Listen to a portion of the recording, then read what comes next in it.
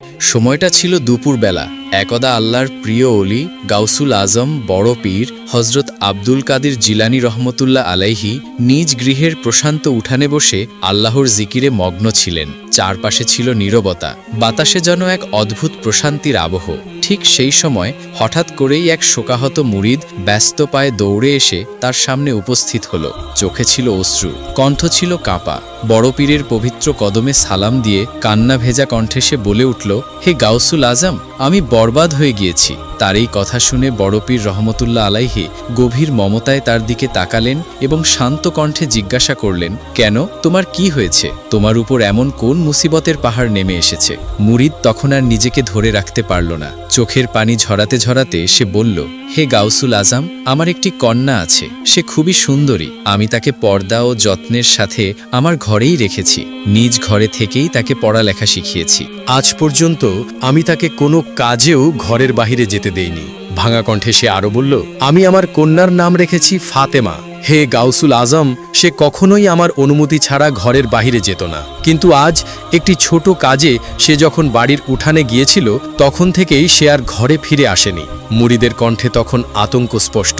হুজুর, আমার উঠানের চারপাশে উঁচু উঁচু দেয়াল, এত উঁচু যে সে নিজে থেকে সেগুলো টপকে কোথাও যেতে পারে না। তবুও নিজেকে সান্ত্বনা দিতে আমি প্রতিবেশীদের কাছে খোঁজ নিয়েছি, আত্মীয় স্বজনদের কাছেও খোঁজ করেছি, কিন্তু কোথাও আমার কন্যার কোনো সন্ধান পাইনি। সবশেষে বুক ভাঙা আর্তনাদ এসে বলল, হে গাউসুল আজম, আমি আমার কন্যাকে ফিরে পেতে চাই। আমি তাকে জীবিত অবস্থায় ফিরে পেতে চাই। তখন বড় পীর তার কথা শুনে বললেন, তুমি শান্ত হয়ে বসো। এবং গাউসুল আজম বড় পীর আব্দুল কাদির জিলানী রহমতুল্লাহি আলাইহি চোখ বন্ধ করে ধ্যানে বসলেন। আর কিছুক্ষণ পর চোখ খুলে বললেন, তুমি তোমার হৃদয়কে শান্ত করো। তুমি তোমার কন্যাকে ফিরে পাবে, জীবিত অবস্থায় ফিরে পাবে এবং তাকে পুরো ইজ্জতের সাথেই ফিরে পাবে। মুর্শিদের মুখে এই কথা শুনে মুরিদ কিছুটা শান্ত হল। অতঃপর তখন বড় পীর তার কথা শুনে বললেন, তুমি শান্ত হয়ে বসো। এবং গাউসুল আজম বড় পীর আব্দুল কাদির জিলানী রহমতুল্লাহি আলাইহি চোখ বন্ধ করে ধ্যানে বসলেন। আর কিছুক্ষণ পর চোখ খুলে বললেন, তুমি তোমার হৃদয়কে শান্ত করো। তুমি তোমার কন্যাকে ফিরে পাবে, জীবিত অবস্থায় ফিরে পাবে এবং তাকে পুরো ইজ্জতের সাথেই ফিরে পাবে। মুর্শিদের মুখে এই কথা শুনে মুরিদ কিছুটা শান্ত হল। অতঃপর আব্দুল কাদির জিলানী রহমতুল্লাহি আলাইহি তার মুরিদকে একটি জঙ্গলের কথা বললেন। ওই জঙ্গলের কথা শুনে বড় পীরের মুরিদ আতকে ওঠে এবং সে বলে, হে গাউসুল আজম, এটা তো অনেক ভয়ানক একটা জঙ্গল। সেখানে তো দিনের বেলায় কোনো মানুষ যেতে ভয় পায়। জবাবে বড় পীর বললেন, হে বৎস, তোমার কোনো ভয় নেই। তুমি সেই জঙ্গলে চলে যাও। জঙ্গলের ভেতরে তুমি কিছু বাড়ি দেখতে পাবে। সেই বাড়িগুলির মধ্যে প্রথম বাড়িটা অতিক্রম করে যাবে এবং দ্বিতীয় বাড়িটাও অতিক্রম করে যাবে। অতঃপর তৃতীয় বাড়ির সামনে গিয়ে দাঁড়াবে। সেখানে গিয়ে সূরা ফাতেহা পাঠ করে নিজের আঙুল বন্ধ করে নেবে। অতঃপর তোমার চারপাশে একটি বৃত্ত এঁকে নেবে। এমনটা করার কিছুক্ষণের মধ্যেই তোমার পাশ দিয়ে জিনেদের আনাগোনা শুরু হবে। আর সেই জিনেরা ভয়ানক আওয়াজ করে তোমার উপর হামলা করার চেষ্টা করবে, কিন্তু কোনোভাবেই তারা সেই বৃত্তকে অতিক্রম করতে পারবে না।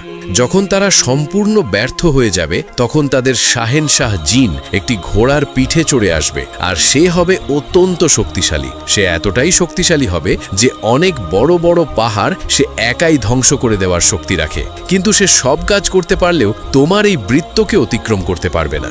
এরপর সেই শাহেনশাহ জিন তোমাকে প্রশ্ন করবে, আর উত্তরে তুমি তোমার সম্পূর্ণ পরিচয় আর সম্পূর্ণ ঘটনা খুলে বলবে এবং বলবে, আমি বড় পীর আব্দুল কাদির জিলানী রহমতুল্লাহ আলাইহের মুরিদ এবং তিনি আমাকে তোমাদের এখানে পাঠিয়েছেন। আমি আমার কন্যাকে আজকেই ফেরত চাই এবং অবশ্যই জীবিত অবস্থায় চাই আর পুরো ইজ্জতের সাথেই চাই।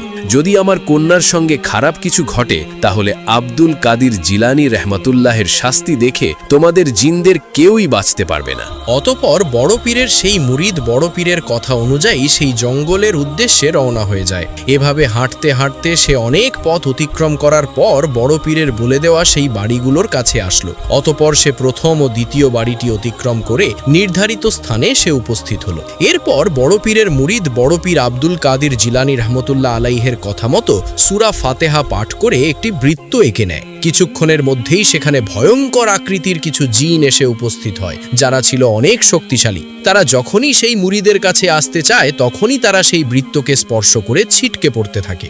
যখন জিনেদের সবাই সেখানে পরাস্ত হয় তখন সেখানে আগমন ঘটে তাদের শাহেনশাহ জিনের। সে তার পুরো শক্তি নিয়ে সেখানে হাজির হয় এবং বাঘের মতো হিংস্রভাবে তার উপর ঝাঁপিয়ে পড়ে। কিন্তু যখনই সে ওই বৃত্তকে স্পর্শ করছিল তখন আর সে সামনে আগাতে পারছিল না। এরপর শাহেনশাহ জিন বড় পীরের মুরিদকে জিজ্ঞাসা করে, হে মানব সন্তান, তুমি কে, কোথা থেকে এসেছো? তখন বড় পীর আব্দুল কাদির জিলানী রহমতুল্লাহ আলাইহের মুরিদ তার সম্পূর্ণ ঘটনা খুলে বললেন এবং সেই ব্যক্তি বলল, হে জিনের বাদশাহ, আমি আমার বড় পীরের একজন নগণ্য মুরিদ। আমার কন্যা বাড়ির উঠোনে গিয়েছিল আর সেখান থেকে সে নিখোঁজ হয়েছে। কোনো একটি জিন আমার কন্যাকে তুলে নিয়ে এসেছে। আমি আমার কন্যাকে আজকেই ফেরত চাই, জীবন্ত অবস্থায় ফেরত চাই এবং পুরো ইজ্জতের সহিত ফেরত চাই।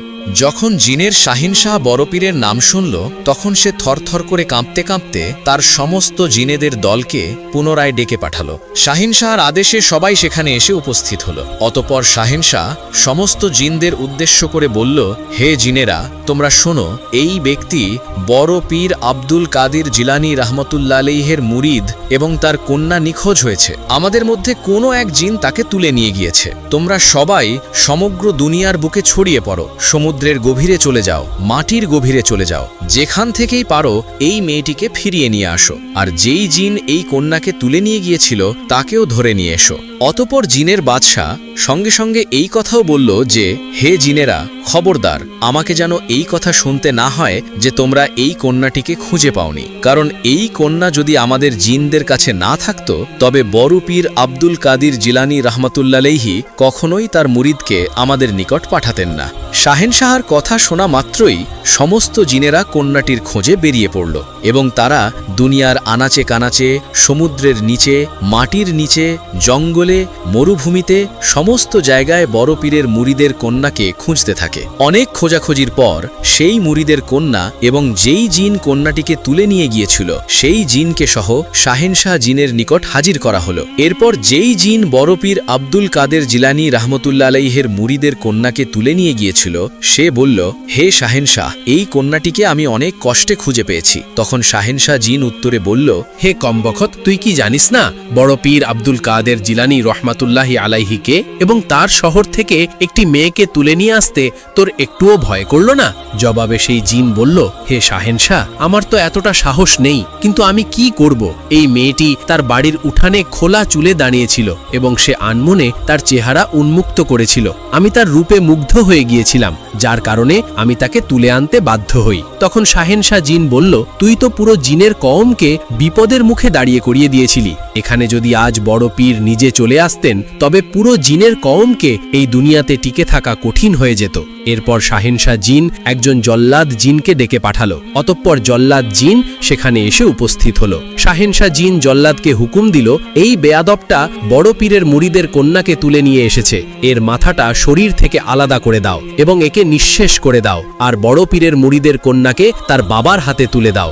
এরপর শাহেনশাহ জিন বড় পীরের মুরিদকে বলল, এই নাও, তোমার কন্যাকে সহি সালামতে তোমার কাছে ফিরিয়ে দিয়েছি এবং বড় পীর আব্দুল কাদের জিলানী রহমাতুল্লাহি আলাইহির নিকট আমাদের সালাম পৌঁছে দিও। আমি তোমার কন্যাকে পুরো ইজ্জতের সাথেই তোমার কাছে ফিরিয়ে দিলাম। এই কথা বলে শাহেনশাহ জিন চলে যাচ্ছিল, তখন সেই মুরিদ বলল, হে শাহেনশাহ জিন, আমার কিছু কথা শুনে যাও। শাহেনশাহ জিন বলল, কি বলতে চাও বলো। তখন সেই মুরিদ বলল, তোমরাও কি বড় পীর আব্দুল কাদের জিলানী রহমতুল্লাহি আলাইহিকে মান্য করো? এই কথা শুনে শাহেনশাহ জিন বলল, বড় পীর শুধু মানুষের শিক্ষক নন, তিনি আমাদেরও হাকিম। সুবহানাল্লাহ। একদা হযরত আব্দুল কাদের জিলানী রহমতুল্লাহি আলাইহি তিনি তার নিজের দরবারে উপস্থিত ছিলেন। তখন হঠাৎ করে একদল লোক যারা তাকে ঘৃণা করত তারা একজন জীবিত লোককে মৃত সাজিয়ে তার লাশকে নিয়ে বড় পীরের দরবারে উপস্থিত হলো। তারা আগে থেকেই একটি পরিকল্পনা করেছিল যে যখনই তিনি জীবিত ব্যক্তির জানাজার নামাজ পড়িয়ে দিবেন তখনই আমরা মৃতকে ইঙ্গিত দেব আর সঙ্গে সঙ্গে সে কাফন সরিয়ে উঠে যাবে, যাতে করে আমরা এভাবে বড় পীরকে অসম্মানিত করতে পারি আর বলতে পারি যে আপনি কেমন পীর, এতটুকুই জানেন না যে এই লোক কি মৃত নাকি জীবিত। কিন্তু সেই লোকেরা এটা জানতো না যে গৌসুল আজম আব্দুল কাদের জিলানী রহমতুল্লাহি আলাইহি ছিলেন ওলিদের সুলতান। সুতরাং তারাই পরিকল্পনা নিয়ে দরবারে হাজির হলো। বড় পীর এই বিষয়ে আগে থেকেই অবগত ছিলেন, কিন্তু তবুও তিনি তাদেরকে জিজ্ঞাসা করলেন যে তোমরা এখানে কি জন্য এসেছো। তখন তারা মৃত ব্যক্তিকে দেখিয়ে বলল, হুজুর, এই লোকটি মৃত্যুবরণ করেছে, আর আমরা চাই যে আপনি এর জানাজা পড়ান। বড় পীর তাদের মনের খবর জানতেন, তাই তিনি তাদের কথা মতো জানাজা পড়ানোর জন্য প্রস্তুতি নিলেন। জানাজার নামাজ পড়ানোর পূর্বে বড় পীর আব্দুল কাদের জিলানী রাহমাতুল্লাহি আলাইহি লোকেদেরকে জিজ্ঞাসা করলেন, আমি কি জীবন্ত লোকের জানাজা পড়াবো নাকি মৃত লোকের? তখন তারা বলতে লাগলো, হে হযরত, এটি আবার কেমন কথা? সে যদি মৃত্যুবরণ নাই করত, তাহলে আমরা আপনার কাছে জানাজার জন্য কেনই বা আসতাম? অতঃপর তাদের কথা অনুযায়ী তিনি তার জানাজার নামাজ পড়িয়ে দিলেন। বড় পীর সালাম ফেরালেন এবং সেখান থেকে সরে দাঁড়ালেন। তখন তারা বড় পীরের পাশে এসে দাঁড়ালো আর তাকে বলতে লাগলো, আপনি নাকি বড় পীর, কিন্তু আপনি তো এটাই জানেন না যে জানাজা পড়ানো হয় মৃত ব্যক্তির, আর এখানে আপনি যার জানাজা পড়ালেন সে তো একজন জীবিত মানুষ। আপনি একজন জীবিত মানুষের জানাজার নামাজ পড়ালেন, আর আপনি নাকি একজন আল্লাহর ওলি, তাহলে এই জীবিত লোকের জানাজার নামাজ কি করে পড়লেন? তখন বড় পীর বললেন, আমি তো তাকে মৃত মনে করে জানাজার নামাজ পড়িয়েছি, যাও তাকে গিয়ে দেখো। অতঃপর যখন তারা তাদের সঙ্গীকে কাফন সরিয়ে উঠার জন্য ইঙ্গিত করল, তখন তারা অবাক হয়ে গেল, কেননা তাদের সঙ্গী আর উঠছে না। অতঃপর তারা যখন তাদের সঙ্গীর উপর থেকে কাফনের কাপড় সরালো, তখন তারা দেখল যে যাকে তারা মৃত বানিয়ে এখানে নিয়ে এসেছিল সে সত্যিকার অর্থে মৃত্যুবরণ করেছে। প্রিয় দর্শক, এটা হলো আল্লাহর অলিদের সঙ্গে বেয়াদবি করার শাস্তি। সহিহ বুখারীতে বর্ণিত রয়েছে, আল্লাহ তাআলা বলেন, যারা আমার অলিদের সঙ্গে শত্রুতা রাখে আমি তাদের বিরুদ্ধে যুদ্ধ ঘোষণা করছি। একদা এক বুড়ি মহিলা হযরত নিজামুদ্দিন আউলিয়ার প্রতিবেশী ছিলেন। তার অনেক চাহিদা ও আবদার ছিল। ওই বুড়ি মহিলা পীর অলিদের দরবার অনেক ভালো করে চিনত। সে অবিবাহিত একজন মহিলা ছিল, তার কোনো সন্তান সন্ততিও ছিল না, তার কোনো আপন মানুষও ছিল না। সে হালালভাবে অর্থ উপার্জন করত এবং সেই অর্থ দিয়ে সে জীবন যাপন করত। সে জানত দরবেশ, ফকির আর আল্লাহওয়ালা মানুষ কারো কাছে ভিক্ষা চায় না, তাদেরকে আল্লাহই দেখেন। সে এমন কিছু করতে চায় যে কাজ দ্বারা সে তাদের কোনো কাজে আসতে পারে, আর কিছু ভালো জিনিস যেন তাদের জন্য করতে পারে। ওই বুড়ি মহিলা দিন রাত রশি তৈরি করত, অতঃপর সেই রশি বাজারে নিয়ে বিক্রি করত। তারপর সেই অর্থ দিয়ে আটা আর কিছু সবজি কিনে এনে রান্না করত। অতঃপর হযরত মেহবুবে এলাহির যত্নের জন্য সেটা তাকে দিয়ে আসত। প্রথম যেদিন মহিলা নিজামুদ্দিন আউলিয়ার জন্য খাবার নিয়ে গেল, তখন নিজামুদ্দিন আউলিয়া সে খাবার গ্রহণ করতে অস্বীকার করলেন। তিনি ওই বৃদ্ধা মহিলাকে বললেন, হে বৃদ্ধা, এই খাবারে তো তোমার নিজেরই পেট ভরবে না, তাহলে আমরা কেন আমাদের নিজেদের দায়িত্ব তোমার কাঁধে দিয়ে তোমার উপর দায়িত্বের বোঝা চাপিয়ে দিব? আমরা আল্লাহ তাআলার ইবাদত করছি, তিনি আমাদের রিজিকের ব্যবস্থা করে দিবেন, আমাদের পালনকর্তাও তিনি। এই কথা শুনে সেই বৃদ্ধা মহিলাটি কান্না করতে করতে বলল, হে মেহবুবে এলাহি, আমাকে আপনার সেবা করা থেকে বঞ্চিত করবেন না। আমার আমলনামায় এই ইবাদত ছাড়া আর কোনো ইবাদত নেই, আমি আপনার সেবা করে জান্নাত পেতে চাই। ওই বৃদ্ধা মহিলার কথায় এমন আকুলতা ছিল যে নিজামুদ্দিন আউলিয়া সেটি অস্বীকার করতে পারলেন না। অতঃপর নিজামুদ্দিন আউলিয়া ওই রুটিগুলো গ্রহণ করলেন। উজাইফার বয়স 100 বছর ছিল। আল্লাহ তাআলা তাকে এমন শক্তি দিয়েছিলেন যে সে তার সব কাজ নিজ হাতেই করত।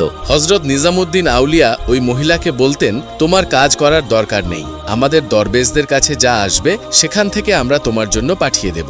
এই কথা শুনে মহিলাটি বলতে থাকলো, না হুজুর, আমার মন চায় আমি আপনার সেবা করতে থাকি। আমি জানি না আমার জীবনের আর কতদিন বাকি আছে, তবে আমার জীবন যতটুকুই বাকি আছে, বাকি জীবনটুকু আমি আপনার সেবা করেই কাটিয়ে দিতে চাই।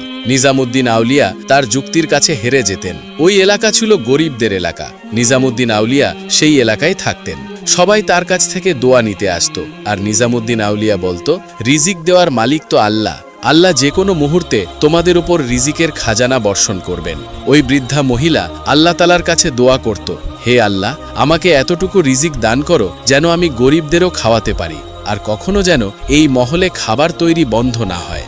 এটা কি তার দোয়া ছিল নাকি নিজামুদ্দিন আউলিয়ার প্রতি তার ভালোবাসা ছিল সেটা সে বুঝত না, কিন্তু সে এতটুকু বুঝত যে আল্লাহওয়ালা মানুষদের প্রতি আল্লাহর রহমত থাকে। আল্লাহওয়ালা ব্যক্তিরা তো নিজেদেরটা পরে আগে মানুষের কথা চিন্তা করে। ওই মহিলা এভাবেই রশি বানিয়ে বাজার নিয়ে বিক্রি করত।